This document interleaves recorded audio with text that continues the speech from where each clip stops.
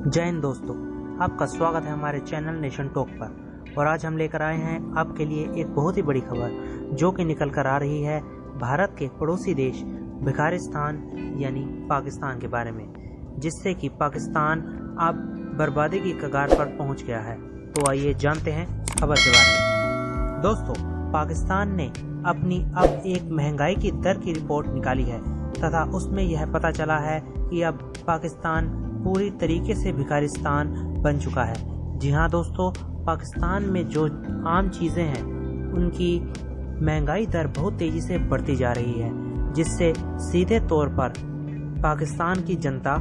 भुगत रही है, क्योंकि पाकिस्तान की लगभग 25% आवाम गरीबी दर के नीचे है, जिस कारण से उन पर इस मंदी का असर बहुत तेज़ी से गिरा है। आपको बता दें, फिलहाल में आई भारी बरसात के कारण पाकिस्तान पूरे तरीके से तबाह हो गया है तथा उसमें पाकिस्तान की लगभग 50% कपास और 90% मिर्च की फसल पूरे तरीके से बर्बाद हो गई है, जिस वजह से पाकिस्तान अब दाने दाने के लिए मोहताज हो गया है। आपको बता दें, पिछले साल पाकिस्तानी सरकार ने अपनी जीडीपी में कुछ फेरबदल किया था, जिससे कि यह अनुमान था कि पाकिस्तान की जीडीपी ग्रोथ रेट 3% तक बढ़ जाएगी, लेकिन उसके दोस्त चमगादड़ चीन की वजह से जो उसने कोरोना महामारी फैलाई है उसके प्रकोप के कारण पाकिस्तान की जीडीपी पर उल्टा ही असर हुआ है, जिस वजह से पाकिस्तान की जीडीपी ग्रोथ रेट -0.5% तक पहुंच गई है तथा पाकिस्तान को और भी ज़्यादा कंगाल करने के लिए बची कुची कसर IMF ने पूरी कर दी है। जी हाँ दोस्तों, IMF ने अपना लोन पाकिस्तान से वापस मांगा है तथा अपने लोन की भरपाई के लिए IMF ने पाकिस्तान पर उसके गैस की सप्लाई तथा अन्य जो सरकारी सुविधाएं पाकिस्तानी सरकार अपनी आवाम को देती है उन पर टैक्स लगाने के लिए कहा है, जिससे कि उनकी कीमतें पाकिस्तान में गैस और बिजली की कीमतें तेज़ी से आसमान छूने लगेंगी तथा और भी जो ज़रूरत की चीज़ों पर पाकिस्तानी सरकार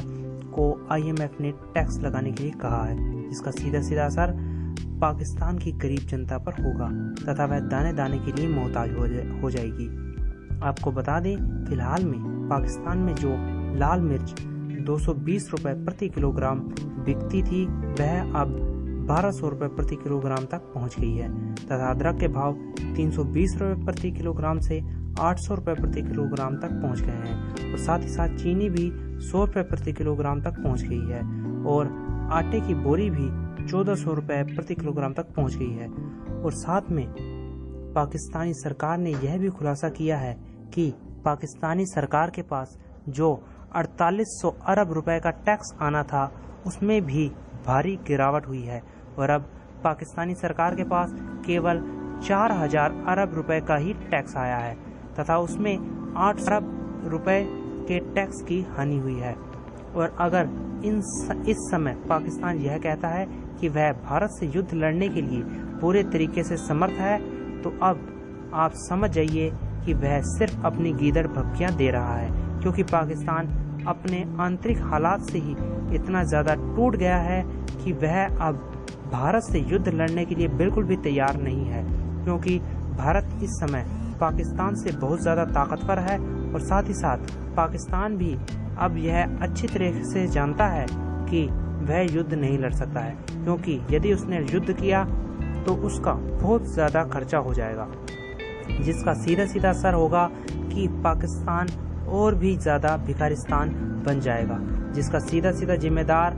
चमगादड़ चीन होगा, क्योंकि चीन ने कोरोना महामारी पूरे विश्व में फैला दी है, जिसका असर विश्व के सभी देशों पर हुआ है तथा पाकिस्तान पहले से ही कोरोना महामारी से ग्रस्त है तथा उससे लड़ने के लिए असमर्थ रहा है। और अब यदि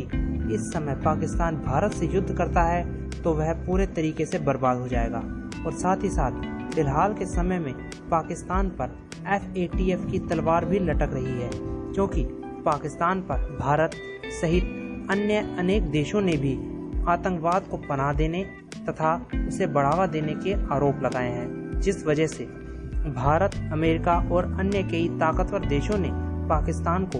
FATF की ब्लैक लिस्ट में डालने की पूरी तैयारी कर ली है तथा उसमें पूरी ताकत अपनी झोंक दी है। यदि भारत पाकिस्तान को FATF की ब्लैक लिस्ट में डालने में कामयाब हो जाता है तो आप देख ही सकते हैं पाकिस्तान इतना ज़्यादा पहले से ही कंगाल हो चुका है तथा और कितना ज़्यादा हो जाएगा। तो दोस्तों, अब आप पाकिस्तान की इस दयनीय हालत के बारे में क्या सोचते हैं? क्या वो कभी उभर पाएगा या नहीं? 2 शब्द कमेंट बॉक्स में ज़रूर लिखें तथा ऐसी ही जानकारी के लिए हमारे चैनल को सब्सक्राइब करना ना भूलें। धन्यवाद।